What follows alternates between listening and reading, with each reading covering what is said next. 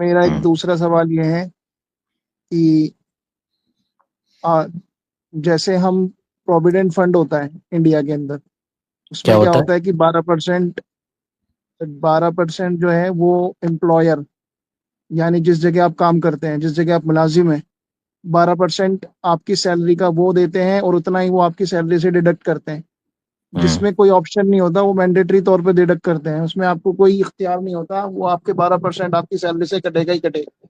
हम्म। तो इस सूरत में वो जमा हो जाता है, एक अलग से फंड जमा हो जाता है, और उस पर हम्म। गवर्नमेंट जो है ना 8% इंटरेस्ट देती है। हम्म। तो वो इंटरेस्ट शरई तौर पर हमें हमें इस्तेमाल करना जायज़ है या नाजायज़ है? वो इंटरेस्ट दे रही ना, आपको खुद भी पता है कि वो इंटरेस्ट है।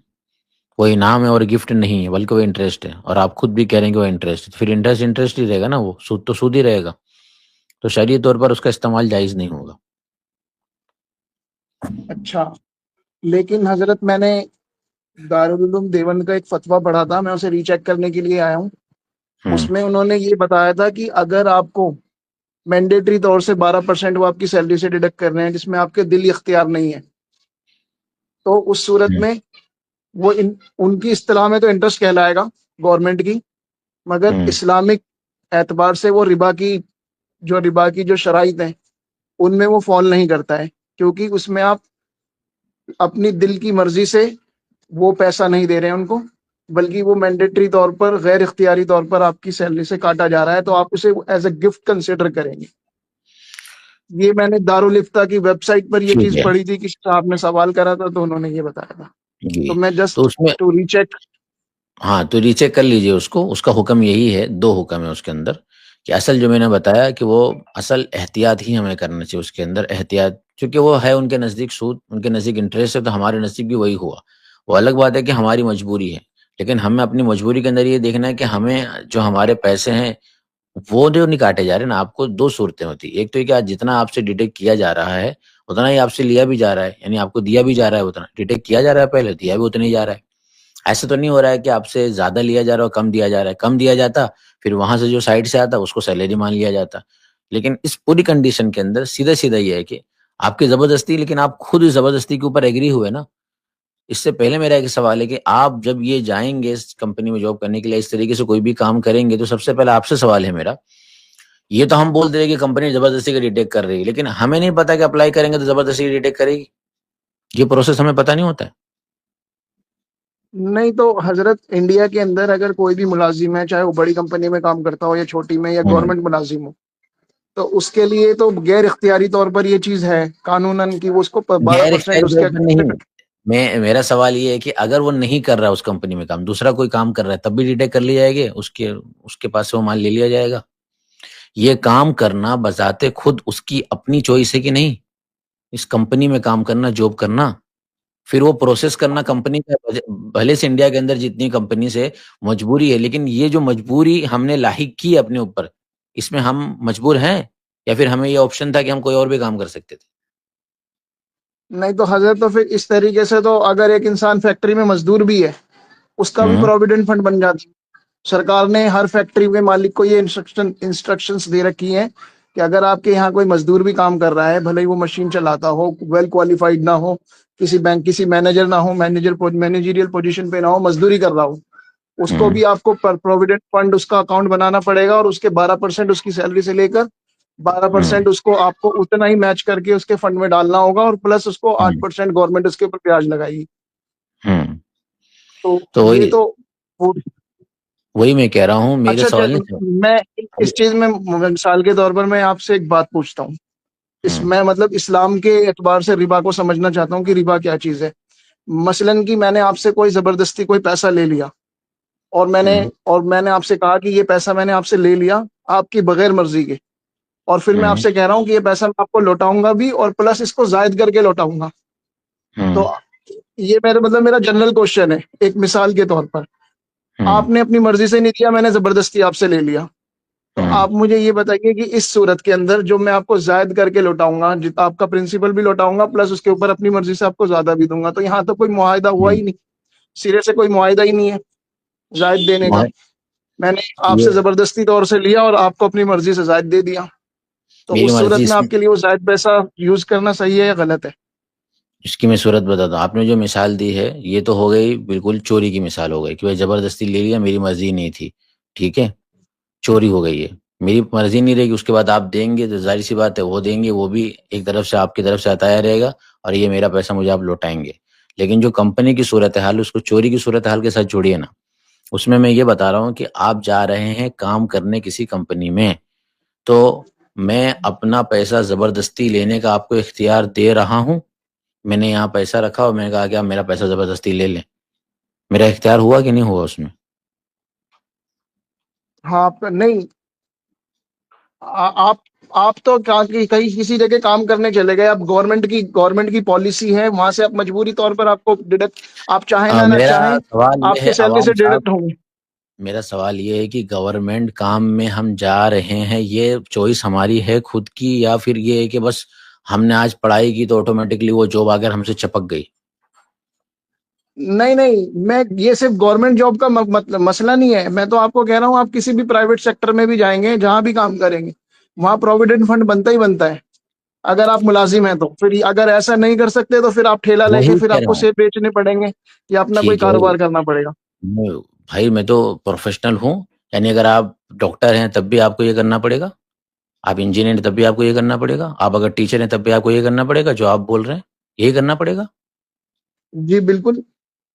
मतलब आप ये नहीं, कह रहे हैं अगर कि आप मैं अगर मुलाजमत करते हैं किसी जगह, नहीं, बात ये नहीं है, प्रोफेशनल इंसान अगर मुलाजमत कर रहा है, अगर मैं डॉक्टर हूँ हम्म और मैं किसी हम्म सरकारी अस्पताल में लग गया, मेरी हम्म जॉब लग गई, या किसी प्राइवेट अस्पताल में जॉब लग गई, किसी भी प्राइवेट अस्पताल में, तो तो ये जो चीज इस है, सूरत के अंदर मैं ये प्रोविडेंट सवाल फंड कर रहा मेरा हूँ, बनेगा ही बनेगा।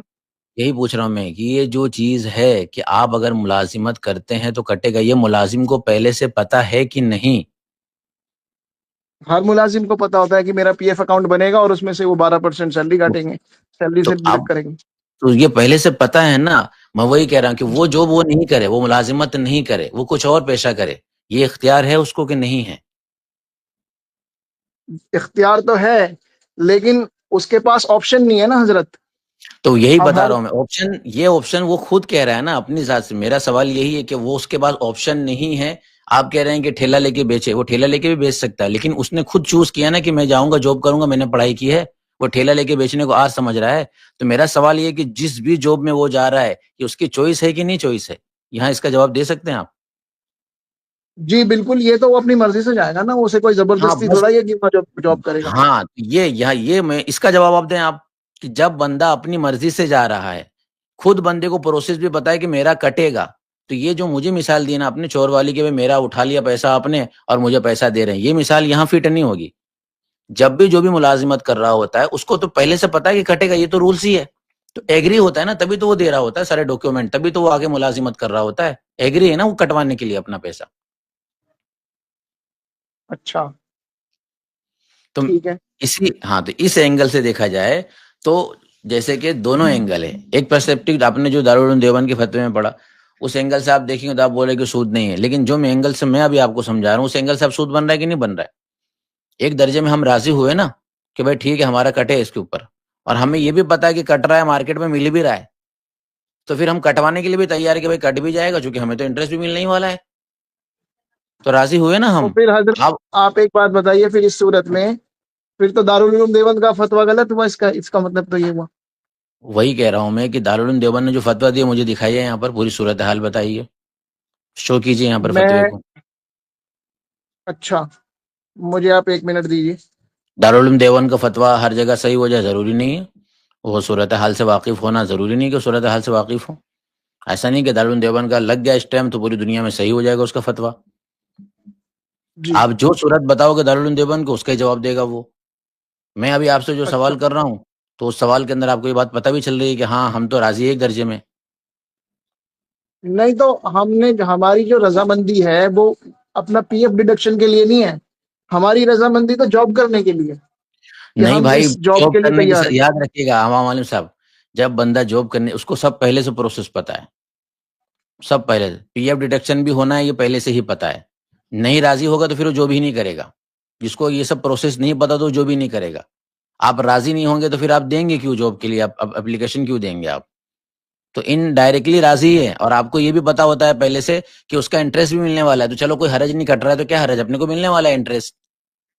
तो अगर दारुल उलूम देवबंद गुंजाइश दे रहा है, उसके अंदर पहले मुझे फतवा दीजिए कि किस कंडीशन में उसने ये फतवा दिया है, किस सूरत हाल में, किस तरह उसने एक्सप्लेन किया है, तो मैं उसको पढ़ूंगा और फिर आपको बताऊंगा।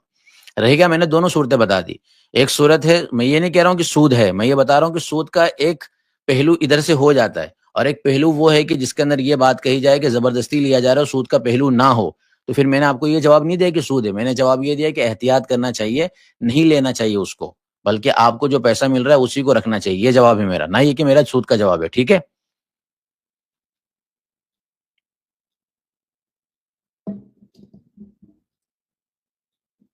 आ गया समझ में जवाब?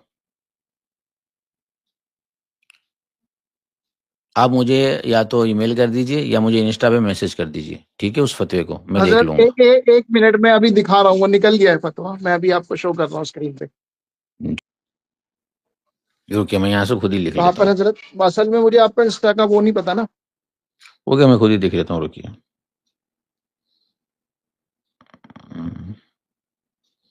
मैंने एक उनसुर बताया उसका आपको।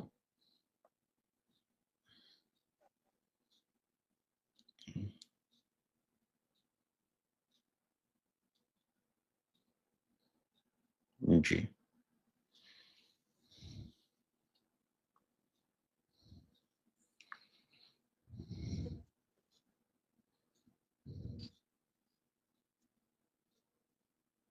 जी, देखिए, मैंने एक उनसुर ये बताया उसका कि आपकी एक दर्जे में रजामंदी होती है, तो मेरे अपने अकॉर्डिंग कहाँ उससे भेजना है हजरत? एहतियात।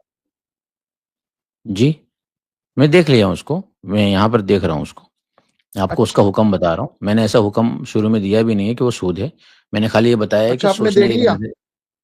हाँ, मैंने आपको शुरू में बताया ना कि एक नज़रिया ये भी है देखने का कि एक दर्जे में हमारी चॉइस होती है, एक दर्जे में हमारा इख्तियार होता है।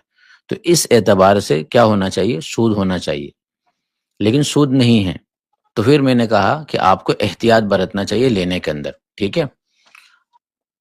बस इतना ही हुक्म है मेरी तरफ से कि एहतियात बरतना चाहिए। बाकी दारुल उलूम देवबंद की तरफ से ये है कि आप ले सकते हैं, लेना चाहे तो ले सकते हैं उस इज़ाफ़ी रकम को, ठीक है?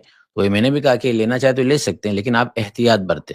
एहतियात क्यों बरतें? तो एहतियात बरतने का मैं रीज़न कब से अच्छा, बता रहा हूँ कि तो एक एस्पेक्ट ये भी है। इजाफी रकम हम इस्तेमाल कर सकते हैं अगर, अगर देखिए ह- हजरत, हुँ, नहीं मुफ्ती साहब देखिए, हम तो एक आम इंसान है, हमें इतनी हुँ, ज्यादा रूलिंग पता नहीं है, क्योंकि हमने वक्त अपना दीन इस्लाम को, दीन को सीखने के लिए दिया। ठीक है, अब हमारे लिए रूलिंग यही होती है कि हम किसी मुस्तनद इदारे के पास जाके फतवा लेते हैं, फिर हम उस पर अमल करते हुँ, हैं। तो आपने जो बात बताई वो एक अलग चीज थी। अगर हम वो जो हुँ, दारुल उलूम देवबंद एक मुफ्तियों का पैनल बैठता है और आपकी हुँ। एक इंडिविजुअल राय है, ठीक है, तो अब हमारे लिए बेहतरी किसमें है, आपकी राय पर अमल करने में या फिर एक पूरे पैनल हमारी के राय ऊपर, पर जिस अमल जिन पूरे देखिए, पैनल के मुफ्तियों अगर ने जो फतवा दारुल उलूम दिया है उसके देवबंद का ऊपर? फतवा, देखो मैं अपनी राय बताता हूँ, बिल्कुल हमारी राय पर ही अमल करने में आपको एहतियात है। दूसरी बात, एक फतवा मेरे सामने और भी है, मैं आपको पढ़ के सुना देता हूँ, यहाँ भी लिखा हुआ है साफ।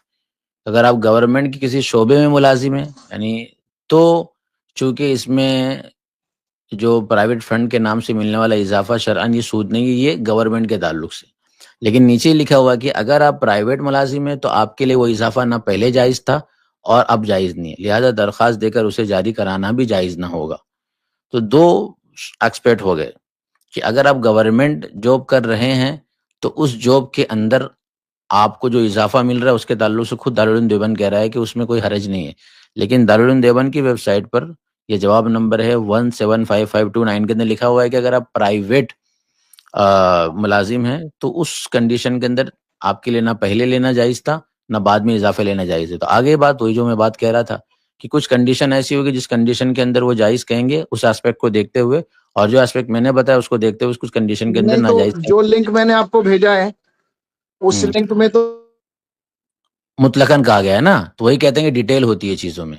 मुतलकन कभी कोई फ़तवा पढ़ के मेरे प्यारे भाई उस पर अमल नहीं करते। अभी मैंने जो आपको 2 कंडीशन बताई कि गवर्नमेंट जॉब और एक है क्या प्राइवेट जॉब, ये पता था आपको?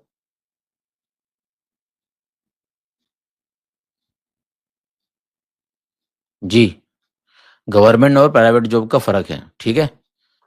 चलिए, मेरे ख़्याल से जवाब मिल गया। अब आप जो भी जॉब कर रहे हैं, गवर्नमेंट कर रहे हैं तो आप ले सकते हैं, अगर आप प्राइवेट कर रहे हैं तो नहीं लेकिन लेते। हजरत एक बात बताइए, हेलो, हम्म। आपको आवाज आ रही है मेरी? हाँ जी, बोलिए बोलिए। आवाज आ रही है? आपकी आवाज हाँ ब्रेक हो रही बोलिए। है। मेरी नहीं ब्रेक हो रही है, आपका मैं इंटरनेट कह रहा सही हूँ नहीं है। कि जो मैंने आपको सवाल भेजा है, जो फतवा भेजा है, उसमें उसने खुद मेंशन करा है कि मैं प्राइवेट कंपनी में काम करता हूँ, लेकिन इंटरेस्ट जो ओके। ऐड करती है वो गवर्नमेंट करती है। और फिर ओके, उसके रुक जाओ। आंसर में ये लिखा है कि ये लॉफुल है, इसको आप गिफ्ट समझ के ले सकते हो। अच्छे, रुकिए मैं खोलता हूँ यहाँ से। मतलब ऐसी कोई कंडीशन नहीं दी है। आप एक बार वो लिंक चेक कीजिए, जो लिंक मैंने आपको चैट में भेजा है। हम्म।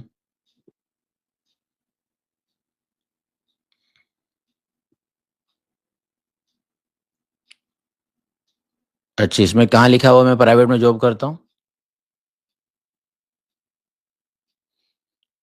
मैंने यहाँ से मैं शेयर करता हूँ, रुकिए आप। शेयर कर देता हूँ मेरे प्यारे भाई।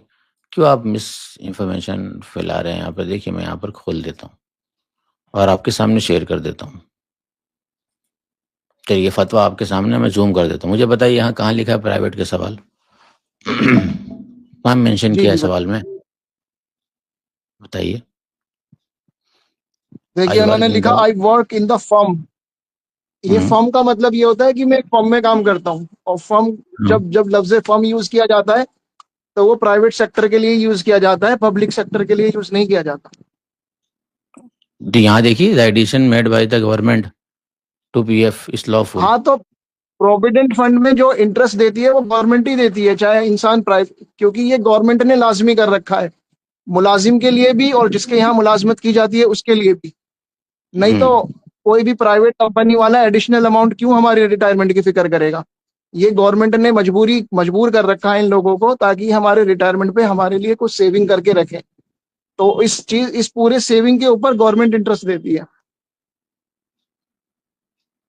रुकिए। और अब नीचे जो उनका जवाब है, जो हजरत ने जो जवाब दिया है, उस जवाब में उन्होंने लिख रखा है कि आपके लिए दोनों चीजें लॉफुल है, अच्छे, ये मतलब फतवा जायज है। नंबर क्या? ओके, एक मिनट रुकिए आप। क्या है आपका फतवा? फतवा नंबर आपने, एक मिनट। अच्छे, बैक में जाता हूँ। तो इस सिलसिले में मेरे पास जो लिंक मौजूद है वहाँ पर प्राइवेट की इजाज़त नहीं है, गवर्नमेंट के अंदर इजाज़त दी जा रही है इसकी, ठीक है। बाकी मैं इसको देख लेता हूँ, इन्होंने अगर दो राय दी है। मेरे पास जो फतवा है उसके अंदर मौजूद है दोनों राय, ठीक। और आप जो देख रहे हैं उसके अंदर मुतलक लिखा हुआ है, लेकिन ये नहीं कहा गया है कि प्राइवेट के अंदर इजाज़त है, बल्कि मुतलक लिखा गया है। तो जब मुतलक लिखा जाता है तो उसका इतलाक जो है गवर्नमेंट के साथ ही होगा, प्राइवेट के साथ नहीं होगा, ठीक है। लेकिन आप कह रहे हैं कि प्राइवेट के साथ मैं उसको मान रहा हूँ, सवाल करने वाले ने उस तरीके से हजरत, सवाल उन्होंने किया है। तो लफ्ज फर्म यूज करा है ना। कोई तो फर्म अगर अगर कोई फर्म ओपन करवाता है तो वो एक प्राइवेट इंसान ही करवाता है, इंडिविजुअल फर्म, गवर्नमेंट फर्म नहीं ओपन करती। गवर्नमेंट तो अपने आप में एक इदारा है। ओके, तो ये जो, लेकिन मैं बता देता हूँ कि जवाब देने के अंदर इसका इंतजाम नहीं, मतलब एहतमाम नहीं किया गया है कि उसको अलग किया जाए, ठीक है। वरना दूसरी जगह पर जब ये सवाल किया गया तो वहाँ ये जवाब दिया गया है कि गवर्नमेंट के अंदर परमिशन है, प्राइवेट के अंदर नहीं है, ठीक है। फिर भी मैं देख लेता हूँ, वापस से देख लेता हूँ इसको अच्छे तरीके से, कि हो सकता है कि इन्होंने प्राइवेट और गवर्नमेंट के अंदर भी दिया हो। लेकिन अब तक जो मेरे पास है, या अब तक की जो ये तहकीक है, जिसके अंदर आप खुद सर्च मार के देख लीजिए, आप ये देख लीजिए अलग से सर्च मार के कि प्राइवेट का क्या हुक्म है, गवर्नमेंट का क्या हुक्म है। दोनों का हुक्म सेम आ रहा है आपके पास? सेम नहीं आएगा, अलग अलग हुक्म आएगा। और यहाँ जब अलग अलग हुक्म आएगा इसका ठीक है, मैं मतलब ये हो एक गया। मिनट रुकिए, मेरे पास एक और, हाँ। देखिए कि हजरत, जब मेरे पास किसी। एक और फतवा आया है, मैं आपको दिखाता हूँ। हाँ, इसमें दिखाइए। लिखा हुआ है there is an amount of, इसमें प्राइवेट अलग से लिखा हुआ भी है, और अभी मैं हाँ, आपको बताइए बताता हूँ। बताइए।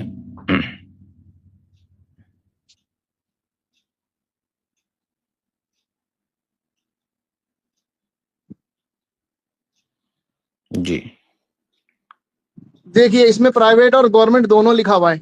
और इसमें ये भेजिए। फतवा नंबर मैं आपको बता देता हूँ, फतवा नंबर है आप लिंक एक भेजिए हजार उसकी। चौरासी बटा 915।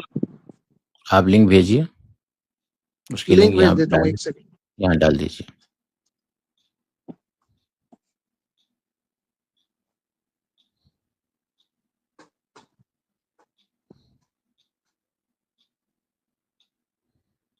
लीजिए हजरत, मैंने आपको लिंक भेज दिया। ओके, मैं यहाँ से देखता हूँ। सेकंड लिंक है आपकी।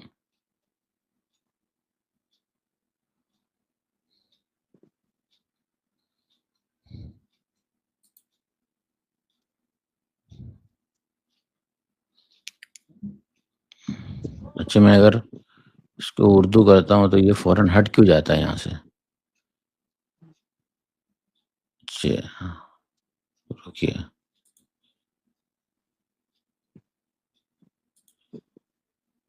डायरेक्ट 1 मिनट रुकिए, मैं यहाँ से इसको ओपन करता हूँ।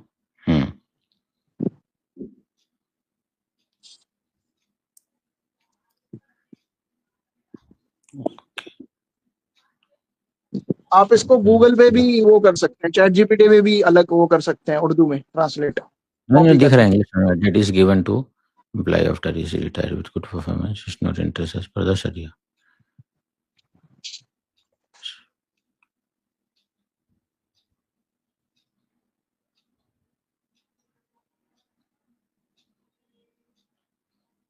चलो, इन्होंने बात के अंदर फतवा दिया। जो मैं फतवा आपको दिखा रहा हूँ वो इनका फतवा नंबर है 17 यानी जो मैं नंबर दिखा रहा हूँ आपको वो नंबर कम है, और जो आप नंबर दिखा रहे हो बात का नंबर है। ठीक है, यानी आपका जो फतवा बात का फतवा माना जा रहा है, और जो मैं फतवा दिखा रहा हूँ आपको पहले का फतवा है।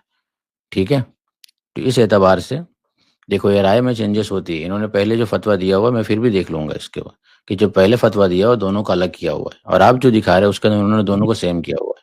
तो राय के अंदर तब्दीली होना ये होता है रिसर्च के बाद। जब पहली रिसर्च होती है तो 2 सेक्शन थे इनके इस फतवे के अंदर, जैसे कि मैं दिखा रहा हूँ आपके मेरे पास मौजूद है।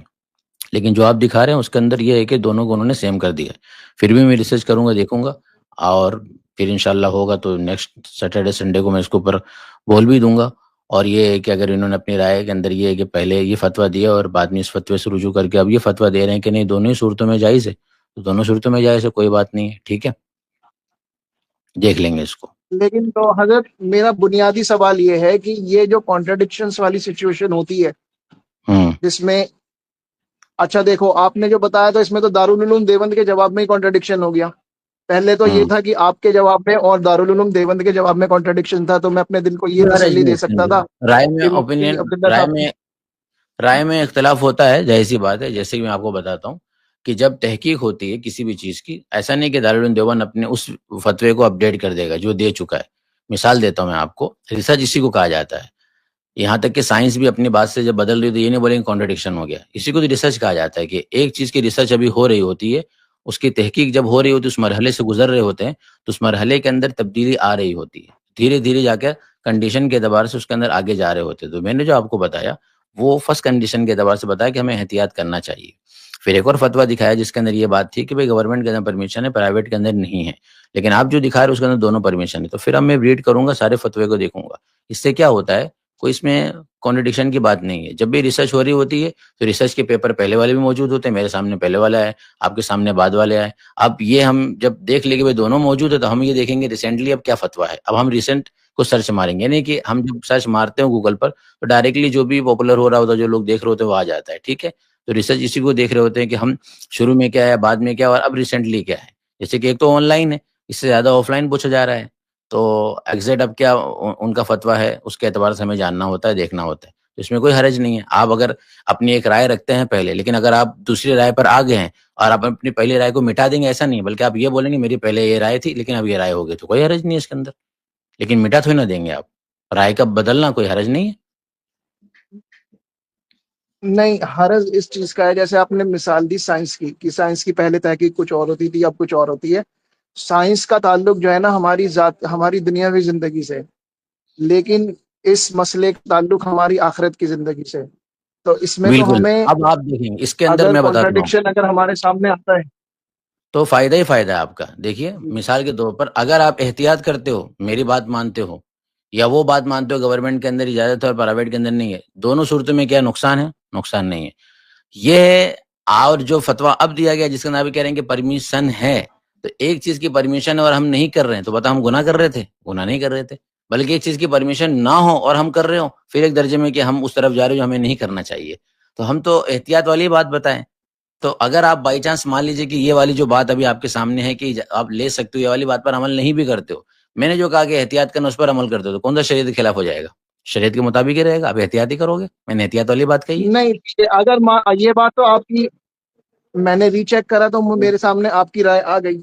अगर फॉर एग्जाम्पल मेरे सामने आपकी राय नहीं आती, आप मुझे कहते कि ठीक, आपने मुझे बताया कि ये सही नहीं है, इससे आप हाँ, तो इज्तनाब करें, कोई एहतियात हरज नहीं करें, होता, और कोई हरज आपकी नहीं ये होता, आप राय अगर एहतियात मेरे सामने आ गई, अब मैं तो चलो एहतियात कर लूंगा, लेकिन फॉर एग्जाम्पल अगर ये राय मेरे सामने नहीं आती, तो मैं तो एक आम आदमी की तरह जो है ना, उसको, उस पैसे को इस्तेमाल करता, और जो उस नहीं पैसे की करना। वईदे हैं, जो आप नहीं, हजरात को तो मालूम है मैंने हम। ये कही नहीं, देखो मैंने एहतियाती जवाब दिया, ये तो कमाल है। हम जवाब जब भी देते हैं एहतियाती देते हैं। मैंने आपको शुरू में मना भी किया और एहतियाती जवाब भी दिया। अब अगर मेरी बात आप मान लेते, दारुल देवबंद फतवे को मानते भी नहीं, तब भी आप फायदे में ही रहते।